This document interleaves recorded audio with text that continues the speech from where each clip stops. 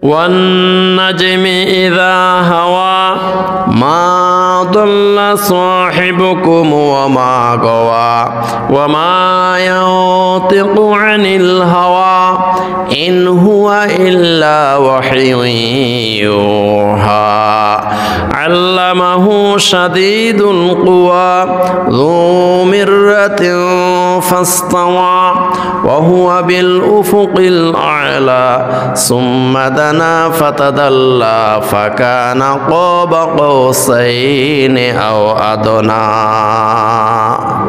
সূরা নজমের শুরু থেকে আমরা তেলাওয়াত করেছি।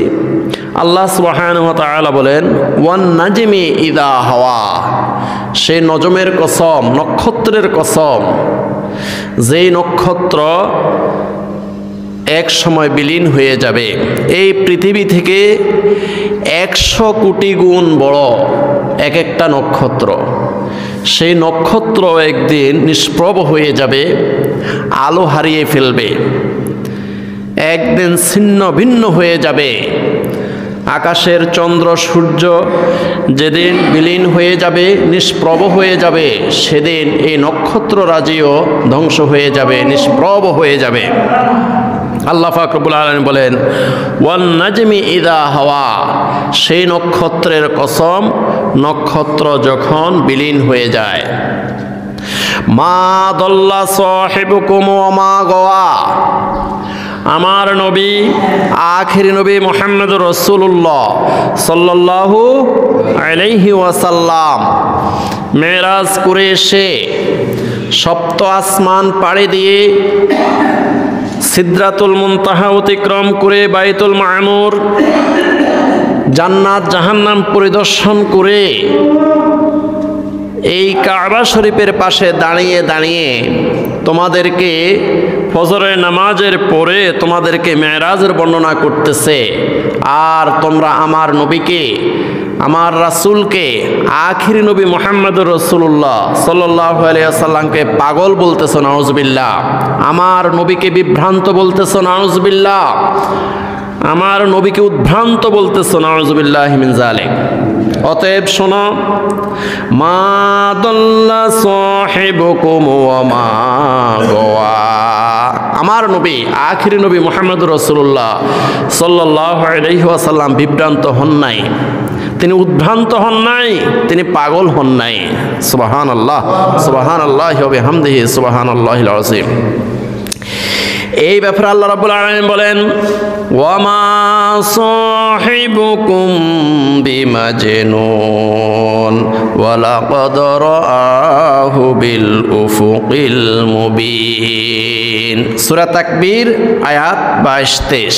আল্লাহ রাব্বুল আলামিন বলতেছেন, ওয়া মা সাহিবুকুম বিমাজনুন, ও দুনিয়ার মানুষেরা, আবু জাহেল, আবু লাহাব, উতবা, সায়বা, মুগিরা সহ তোমরা যারা আমার আখিরি নবীকে পাগল বলতেছ, নাউজুবিল্লাহ, আর আমি আল্লাহ বলতেছি, ওমা সাহিবুকুম বিমাজনুন, তিনি পাগল নয়, তিনি একজন সুস্থ মস্তিষ্কের অধিকারী।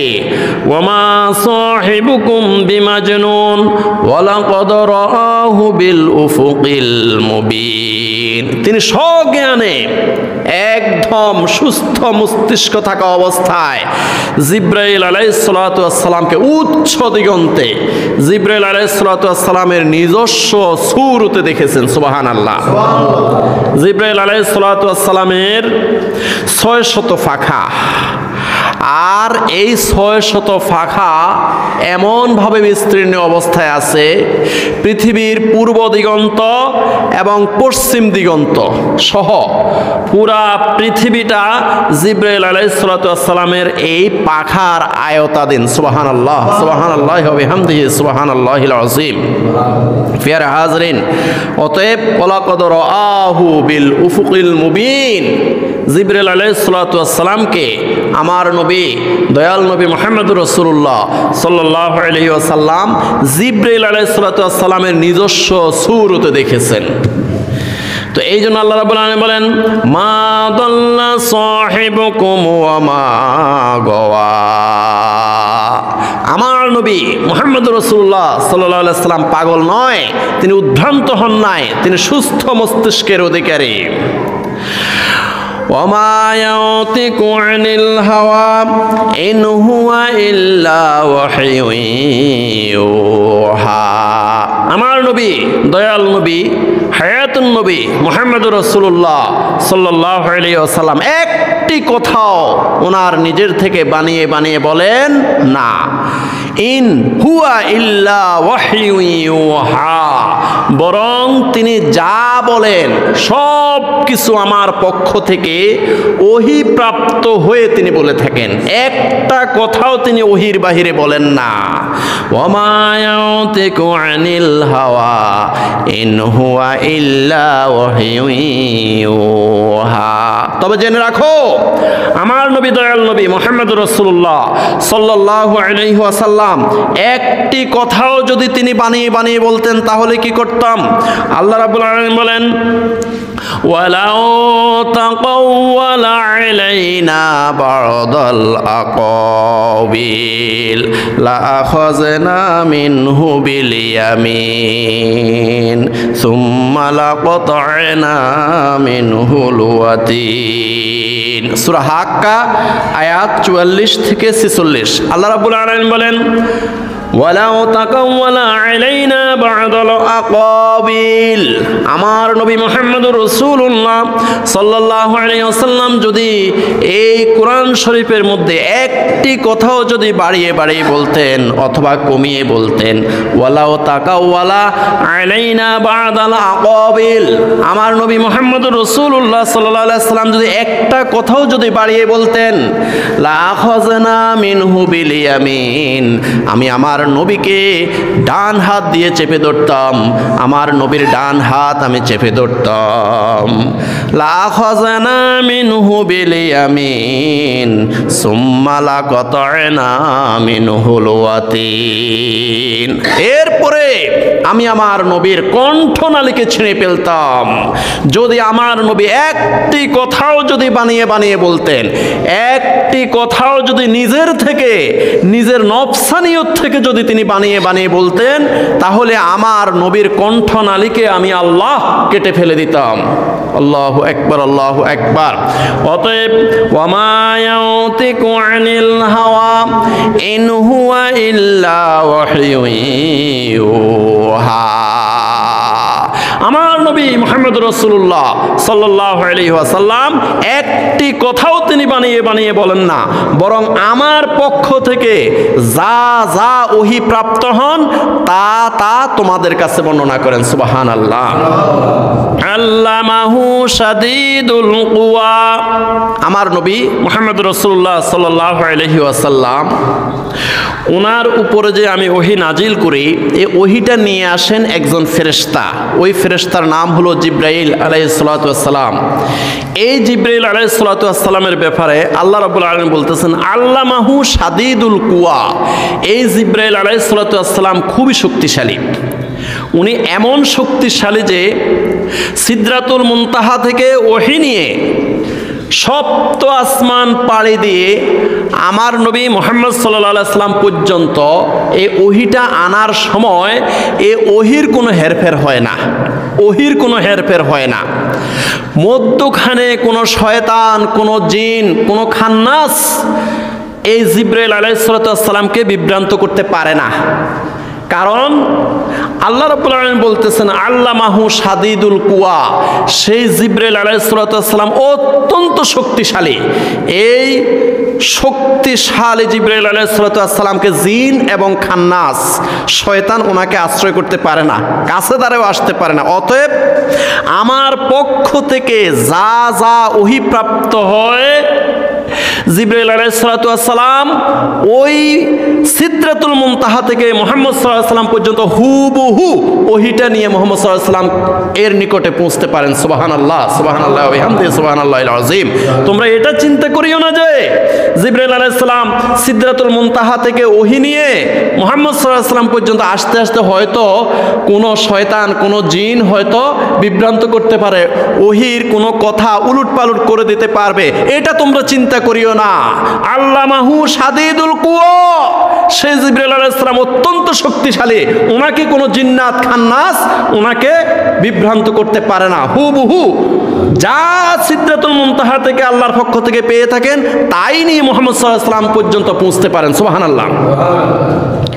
যু মিররাতিন ফাস্তাওয়া, জিবরাইল আলাইহিস সালাম অত্যন্ত মেধা সম্পন্ন, প্রখর মেধার অধিকারী, উনি মহাবিজ্ঞ, একজন বিজ্ঞ জিবরাইল আলাইহিস সালাম। তোমরা এটা মনে করিও না জিবরাইল আলাইহিস সালাম সিদরাতুল মুনতাহায় ওহী নিয়ে মুহাম্মদ সাল্লাল্লাহু আলাইহি ওয়াসাল্লাম পর্যন্ত যে এসেছে এই পথে হয়তো কোনো ওহী ভুলে গেছে, কোনো ওহী উলটপালট হয়েছে, এরকম তোমরা চিন্তা করিও না।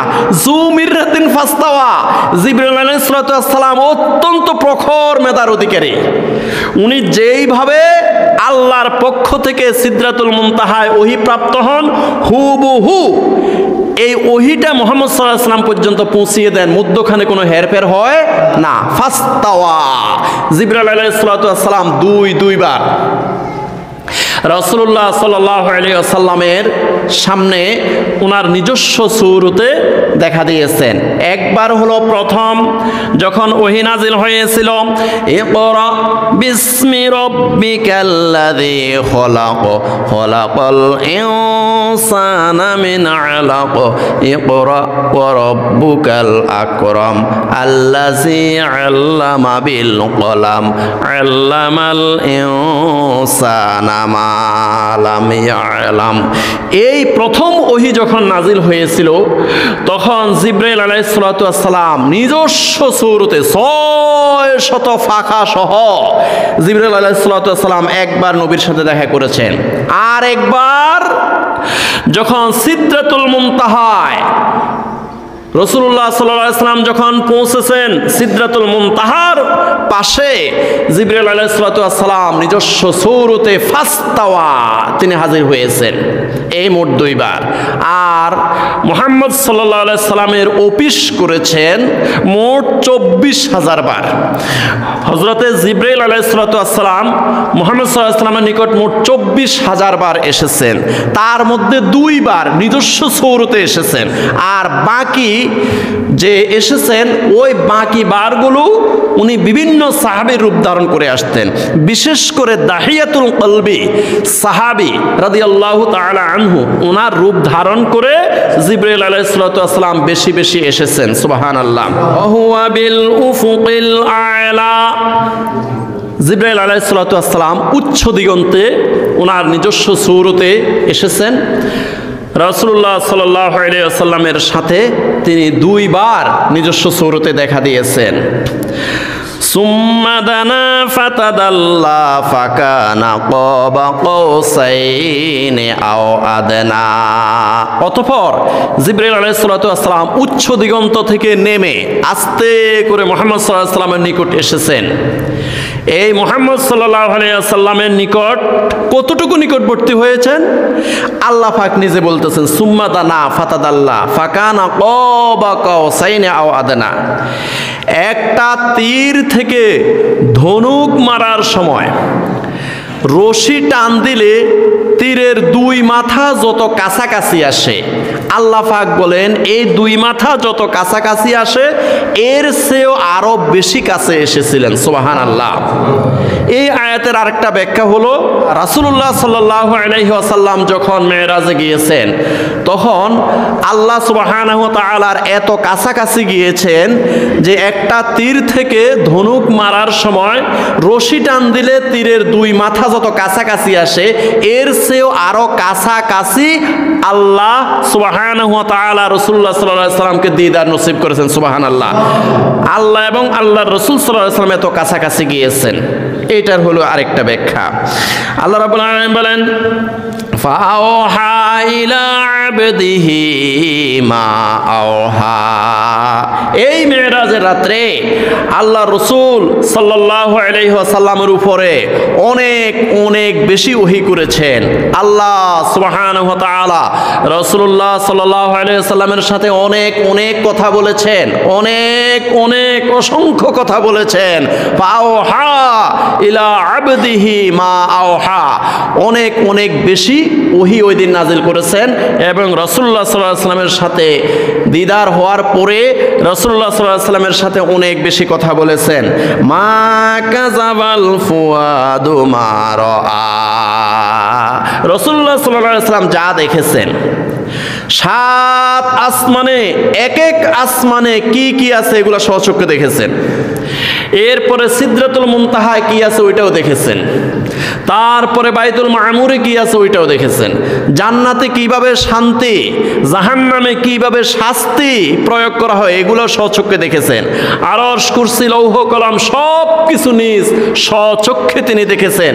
অতএব মা কাযাবাল ফুয়াদু মা রাআ, রাসূলুল্লাহ সাল্লাল্লাহু আলাইহি সাল্লাম স্বচক্ষে যা দেখেছেন এগুলো তো মিথ্যা প্রতিপন্ন করা যাবে না, উনি নিজ চোখে দেখেছেন।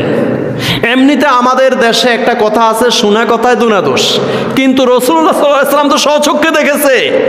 উনি নিজ একদম স্বচক্ষে 7 আসমান, সিদরাতুল মুনতাহা, বাইতুল মামুর, জান্নাত, জাহান্নাম, আরশ, কুরসি, লৌহ কলম এগুলো স্বচক্ষে দেখেছেন।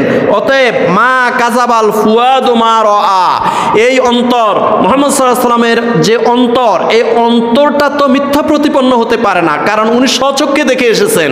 এরপরে তোমরা বিশ্বাস করছো না কেন? আফাতুমারুনাহু আলা মা ইয়ারা, মুহাম্মদ সাল্লাল্লাহু আলাইহি ওয়াসাল্লাম যেই আরশ, কুরসি, লৌহ কলম সহ জান্নাত, জাহান্নাম, 7 আসমান, সিদরাতুল মুনতাহা এগুলো সব স্বচক্ষে দেখেছেন, এগুলা নিয়েও তোমরা বাড়াবাড়ি করো কেন?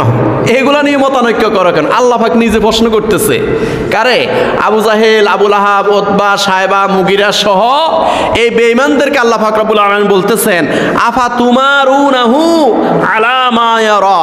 মুহাম্মদ সাল্লাল্লাহু আলাইহি ওয়াসাল্লাম মেরাজ করে এসে কাবা শরীফের পাশে দাঁড়িয়ে দাঁড়িয়ে স্বচক্ষে যা দেখেছেন সেই বর্ণনা করতেছেন। আর অথচ আফাতুমারুনাহু আলা মা ইয়ারা, মুহাম্মদ সাল্লাল্লাহু আলাইহি ওয়াসাল্লাম স্বচক্ষে দেখে এসে তোমাদের কাছে বর্ণনা করতেছেন, আর সেগুলো নিয়ে তোমরা বাকবিতণ্ডা করতেছো। আফাতুমারুনাহু আলা মা ইয়ারা, যে বিষয়গুলো মুহাম্মদ সাল্লাল্লাহু আলাইহি ওয়াসাল্লাম স্বচক্ষে দেখেছে এগুলো নিয়ে তোমরা বাড়াবাড়ি করো কেন? এগুলা কেন তোমরা অস্বীকার করতেছো? এগুলা নিয়ে তোমরা টানা হেঁচড়া করতেছো কেন? ওয়ালাকাদ রাআহু নাযলাতান উখরা, আর হযরতে জিবরাইল আলাইহিস সালাতু ওয়াস সালামকে দ্বিতীয়বার রাসূলুল্লাহ সাল্লাল্লাহু আলাইহি ওয়াসাল্লাম দেখেছেন কোন জায়গায় সেটা বর্ণনা করতেছেন।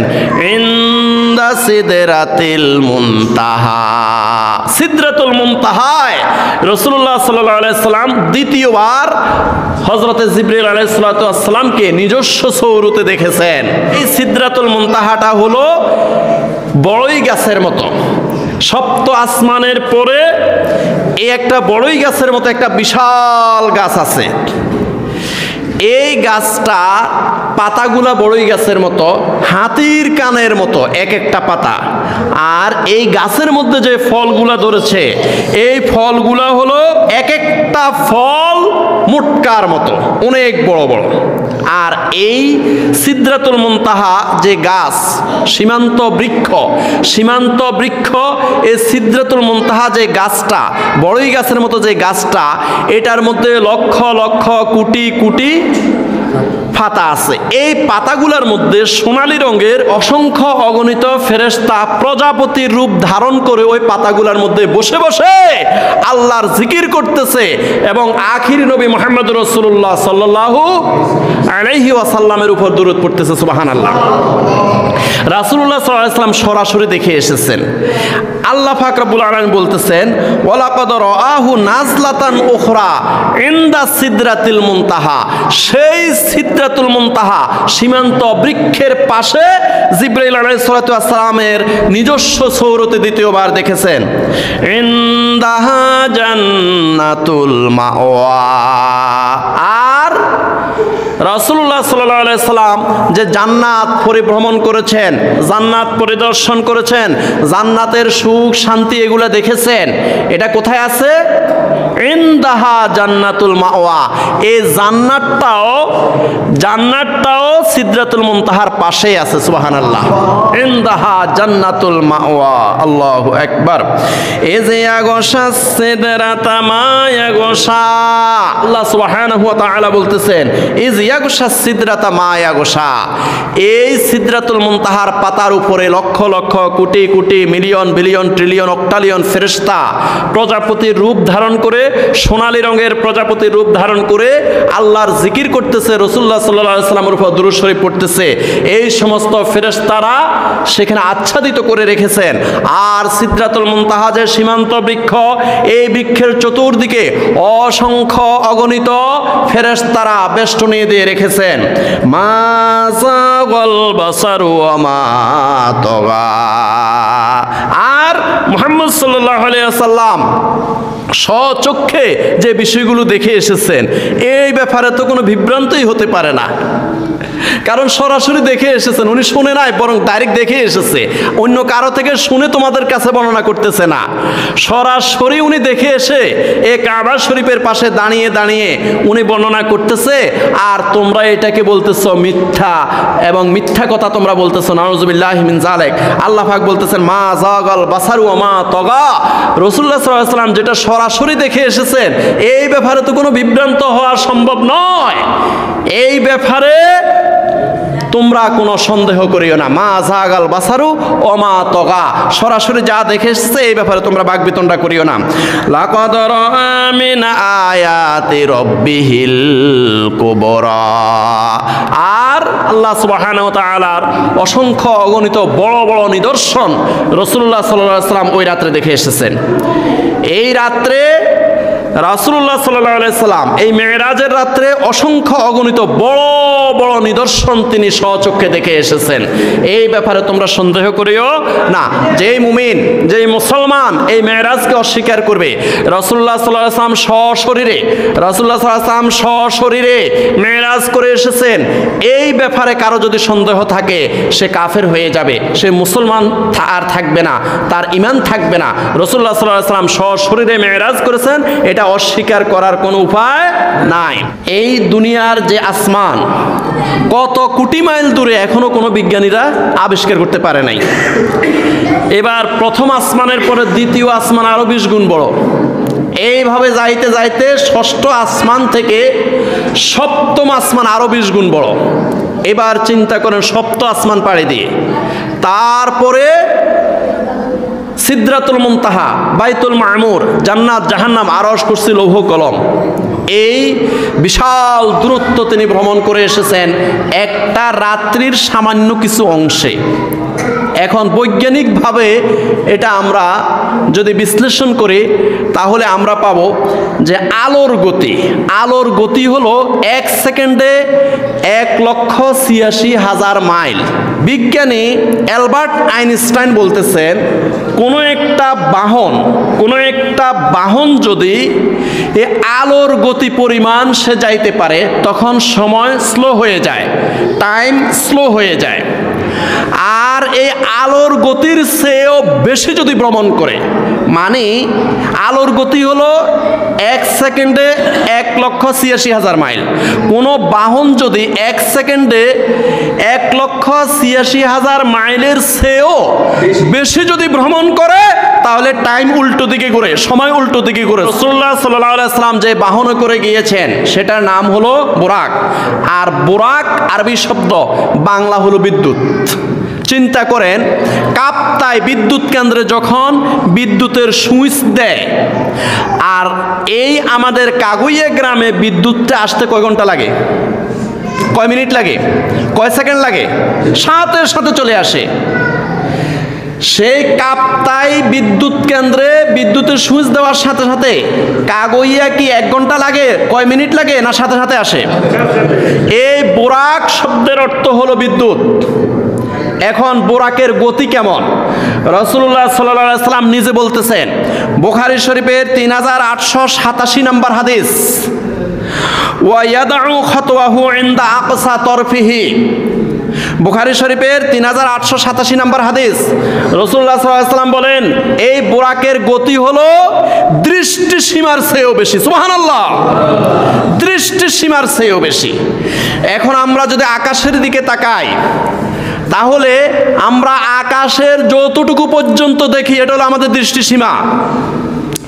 রাসূলুল্লাহ সাল্লাল্লাহু আলাইহি সাল্লাম বলেন যে ওয়ায়াদউ খাতওয়াহু ইনদা আকসা তরফিহি, আমি যে বুরাকে করে মেরাজ করে এসেছি, 7 আসমান পাড়ি দিয়ে সিদরাতুল মুনতাহা জান্নাত জাহান্নাম ভ্রমণ করে এসেছি, এই বুরাকের গতি হলো 1 কদম।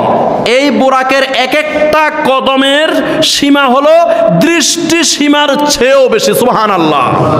প্রিয় হাজরিন, তাহলে আমাদের দৃষ্টি কত কোটি মাইল দূরে যাচ্ছে। আমরা আকাশের দিকে তাকিয়ে দেখেন আমরা কতটুকু দেখি, সেই হিসাবে আমাদের দৃষ্টি সীমা কোথায়? আর রাসূল সাল্লাল্লাহু আলাইহি সাল্লাম বলতেছেন ওয়ায়াদউ খাতওয়াহু ইনদা আকসা তরফিহি, এই বুরাকের 1একটা কদম মানুষের দৃষ্টি সীমার চেয়েও বেশি। আল্লাহু আকবার। প্রিয় হাজরিন, তো এখন বিজ্ঞানী অ্যালবার্ট আইনস্টাইনের মত হলো যে 1 সেকেন্ডে আলোর গতি হলো 1,86,000 মাইল। আর কোনো বাহন যদি 1 সেকেন্ডে 1,86,000 মাইলের চেয়েও বেশি যদি অতিক্রম করে, তাহলে সময় উল্টো দিকে ঘুরে, সময় পিছের দিকে ঘুরে। আমরা বিজ্ঞানী অ্যালবার্ট আইনস্টাইনের মত এবং বুখারী শরীফের 3887 নম্বর হাদিস, এই দুইটা থেকে আমরা সমাধান নিচ্ছি যে রাসূলুল্লাহ সাল্লাল্লাহু আলাইহি সাল্লাম যেই বুরাকে করে মেরাজ করেছেন, এই বুরাকের গতি আলোর গতির চেয়েও বেশি। সুবহানাল্লাহ। এই কারণে সুবহানাল্লাযী আসরা বিআবদিহি লাইলাম, এই লাইলাম মানে একটা রাতের সামান্য কিছু অংশে এই সমস্ত কিছু ভ্রমণ করে আসা সম্ভব। কথা বলেন, আসা সম্ভব। আল্লাহু আকবার। এখন আমরা এটার প্রমাণ নিব, এরকম কোনো ঘটনা কি মেরাজ ছাড়া অন্য কোনো জায়গায় ঘটছে কিনা? রাসূলুল্লাহ সাল্লাল্লাহু আলাইহি ওয়াসাল্লামের মেরাজ ছাড়া আর কোনো ঘটনা এই পৃথিবীতে এরকম ঘটছে কিনা আমরা দেখব। 1954 সালের 4 অক্টোবর স্যান্টিয়াগোর একটা বিমান ব্রাজিলের উদ্দেশ্যে রওনা দিচ্ছে, আর ওই বিমানের মধ্যে ছিল 18 ঘন্টার জ্বালানি। এখন এই বিমানটা যখন আটলান্টিক মহাসাগরের মধ্যখানে এসেছে, ঠিক ওই সময় অফিসের সাথে রাডার কানেকশন বিচ্ছিন্ন হয়ে গেছে, আর রাডার ওই বিমানটাকে খুঁজে পাচ্ছে না। এরপরে 25 বছর পর্যন্ত ওই বিমানটা আর খুঁজে পায় নাই। কোনো পাথরে, জলে, স্থলে, নদ নদী, সাগর, জঙ্গল, বিল, হাওর, ঝিল কোথাও খুঁজে পায় নাই। 25 বছর পর্যন্ত ওই বিমানটাকে আর খুঁজে পায় নাই। 25 বছর পরে 1979 সালের 12 অক্টোবর ওই বিমানটাই ব্রাজিলের বিমানবন্দরে এসে ল্যান্ড করেছে, অথচ ওই বিমানের মধ্যে জ্বালানি ছিল 18 ঘন্টার। 18 ঘন্টার জ্বালানি ছিল। সেই 18 ঘন্টার জ্বালানি দিয়ে এই বিমানটা 25 বছর কাটিয়ে এসেছে। এর অর্থ কি? ওই যে বিজ্ঞানী আইনস্টাইন বলেছেন, কোন বাহন যদি আলোর গতি হলো সেকেন্ডে 1,86,000 মাইল, এই কোন বাহন যদি এই গতির চেয়েও, আলোর গতির চেয়েও বেশি যদি ভ্রমণ করে, সময় উল্টো দিকে করে। সুবহানাল্লাহ। প্রিয় হাজরিন, তো এখন বৈজ্ঞানিকভাবেও আপনি এই মেরাজকে অস্বীকার করতে পারেন না। যদিও সুবহানাল্লাযী আসরা বিআবদিহি লাইলাম, রাত্রের সামান্য কিছু অংশে, যদিও রাসূলুল্লাহ সাল্লাল্লাহু আলাইহি ওয়াসাল্লাম 1 মাসের পথ বাইতুল্লাহ শরীফ থেকে বাইতুল মুকাদ্দাস, আর বাইতুল মুকাদ্দাস থেকে আবার 7 আসমান, এরপরে সিদরাতুল মুনতাহা, বাইতুল মামুর, জান্নাত, জাহান্নাম, আরশ, কুরসি, লৌহ কলম, সব কিছু রাত্রের সামান্য কিছু অংশে রাসূলুল্লাহ সাল্লাল্লাহু আলাইহি ওয়াসাল্লাম ভ্রমণ করে এসেছেন, মেরাজ করে এসেছেন। এখন আমরা যে ইতিহাসটা এখানে পাইলাম, সেই ইতিহাস অনুসারে বৈজ্ঞানিকভাবেও এই মেরাজকে অস্বীকার করা যাবে না। ফেরে হাজরিন, তাফসিরে ইবনে কাসির, বুখারী শরীফ, মুসলিম শরীফ, দালাইলুন নবুয়ত, এই 4টা কিতাবের মধ্যে একটা ঘটনা উল্লেখ রয়েছে। রাসূলুল্লাহ সাল্লাল্লাহু আলাইহি ওয়াসাল্লাম একদিন রোম সম্রাট হেরাক্লিয়াসের নিকটে একটা পত্র পাঠাইলেন, আর পত্রের মূল বক্তব্য হলো আসলিম তাসলিম, ইসলাম গ্রহণ করুন শান্তি পাবেন, ইসলাম গ্রহণ করুন শান্তিতে থাকতে পারবেন, ইসলাম গ্রহণ করুন আত্মিকভাবে, মানসিকভাবে, সামাজিকভাবে আপনি শান্তি পাবেন, আসলিম তাসলিম। এখন রোম সম্রাট হেরাক্লিয়াস, রোম সম্রাট, তার ক্ষমতা তো অনেক বেশি। এখন রোম সম্রাট, যদিও তিনি রোম সম্রাট ছিলেন, ওই হেরাক্লিয়াস কিন্তু খুবই জ্ঞানী ব্যক্তি ছিলেন, বুদ্ধিমান ব্যক্তি ছিলেন এবং আল্লাহওয়ালা ছিলেন। এই রোম সম্রাট হেরাক্লিয়াস বলল, মক্কার নবী মুহাম্মদুর রাসূলুল্লাহ সাল্লাল্লাহু আলাইহি ওয়াসাল্লাম আমার কাছে পত্র পাঠিয়েছেন আরবি ভাষায়, এখন এটাকে রোম ভাষায় অনুদিত করে আমাকে শুনাইতে হবে। এই রোমের মধ্যে কি কোনো আরব আছে? কোনো আরবি ভাষার লোক আছে? তাকে ডেকে নিয়ে আসো। এখন খুঁজতে খুঁজতে পাইলো, দেখেন আল্লাহর কুদরত, আল্লাহর কুদরত, বলেন কার কুদরত? খুঁজতে খুঁজতে আবু সুফিয়ানরে পাই গেছে। আবু সুফিয়ান ওই মুহূর্তে রোমে গিয়েছিল ব্যবসা করার জন্য, বাণিজ্য কাফেলা নিয়ে রোমে গিয়েছিল। এখন আবু সুফিয়ান এবং আবু সুফিয়ানের সাঙ্গপাঙ্গ এদেরকে ডাক দিল, তোমরা তো আরবি ভাষা বোঝো, আমাকে এই সিটিটা একটু বুঝিয়ে দাও। এবার আবু সুফিয়ান আরবি ভাষার চিঠিটা বুঝিয়ে দিল। বুঝিয়ে দেওয়ার পরে আবু সুফিয়ান একটা সুযোগ পাইছে যে এবার কিছু বলা যাবে। একদম আবু সুফিয়ান কোমরের মধ্যে গামছা বেঁধে মুহাম্মদ সাল্লাল্লাহু আলাইহি ওয়াসাল্লামের বিরুদ্ধে অসংখ্য কথা বলে ফেলেছে। মুহাম্মদ সাল্লাল্লাহু আলাইহি ওয়াসাল্লাম এই, মুহাম্মদ সাল্লাল্লাহু আলাইহি ওয়াসাল্লাম ওই, মুহাম্মদ সাল্লাল্লাহু আলাইহি ওয়াসাল্লাম খারাপ, মুহাম্মদ সাল্লাল্লাহু আলাইহি ওয়াসাল্লাম দুশ্চরিত্র, নাউজুবিল্লাহ বলেন, মুহাম্মদ সাল্লাল্লাহু আলাইহি ওয়াসাল্লাম মিথ্যুক, নাউজুবিল্লাহ বলেন, মুহাম্মদ সাল্লাল্লাহু আলাইহি ওয়াসাল্লাম বাপ দাদার ধর্মকে কলঙ্কিত করে নতুন ধর্ম প্রচার করতেছে। এইভাবে বলতে বলতে বলতে লাস্টে বলে ফেলছে, দেখেন মুহাম্মদ সাল্লাল্লাহু আলাইহি ওয়াসাল্লাম একজন পাগল, নাউজুবিল্লাহ বলেন। রোম সম্রাট হেরাক্লিয়াস বলল, কিভাবে পাগল? এবার আবু সুফিয়ান বলল যে এক রাত্রির সামান্য কিছু অংশে নাকি উনি 1 মাসের পথ বাইতুল মুকাদ্দাস গিয়েছে, সেখানে 1,24,000 নবীদের ইমামতি করেছে, ওইখান থেকে 7 আসমান, এরপরে বাইতুল মামুর, তারপরে সিদরাতুল মুনতাহা, আরশ, কুরসি, লৌহ কলম, জান্নাত, জাহান্নাম সব ভ্রমণ করে এসেছেন। এটা কি সম্ভব? অতএব মুহাম্মদ সাল্লাল্লাহু আলাইহি ওয়াসাল্লাম একজন পাগল, নাউজুবিল্লাহ। এখন রোম সম্রাট হেরাক্লিয়াস উনি একাধারে আল্লাহওয়ালাও ছিলেন, আবার উনি খুব জ্ঞানী ছিলেন, বিজ্ঞ ছিলেন। আল্লাহর কুদরত দেখেন, আল্লাহর কুদরত। ঠিক ওই সময় রোম সম্রাট হেরাক্লিয়াসের চেয়ারের পিছনে দাঁড়িয়েছিল বাইতুল মুকাদ্দাসের খাদেম, সুবহানাল্লাহ বলেন। এখন আবু সুফিয়ান যখন বলেছে মুহাম্মদ সাল্লাল্লাহু আলাইহি ওয়াসাল্লাম এক রাত্রির সামান্য কিছু অংশে তিনি বাইতুল মুকাদ্দাস গিয়েছেন 1 মাসের পথ, এই কথা বলার পরে এবার বাইতুল মুকাদ্দাসের যিনি খাদেম তাকে সামনে আনলো, এই বাইতুল মুকাদ্দাসের খাদেম সামনে আসো। এই যে আবু সুফিয়ান একটা কথা বলেছে ওই তারিখে, ওই একটা তারিখের কথা বলেছে, ওই তারিখে তুমি কি ওই বাইতুল মুকাদ্দাসে কোনো ঘটনা দেখেছো? অসংখ্য মানুষের সমাগম দেখেছো?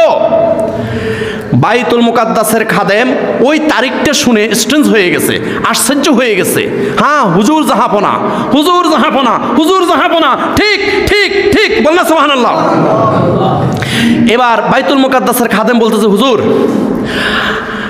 এই যে আবু সুফিয়ান যে তারিখটা বলেছে, এই তারিখে বাইতুল মুকাদ্দাসের যে প্রধান ফটক, প্রধান যে দরজা, এই দরজাটা আমি বন্ধ করতে পারি নাই।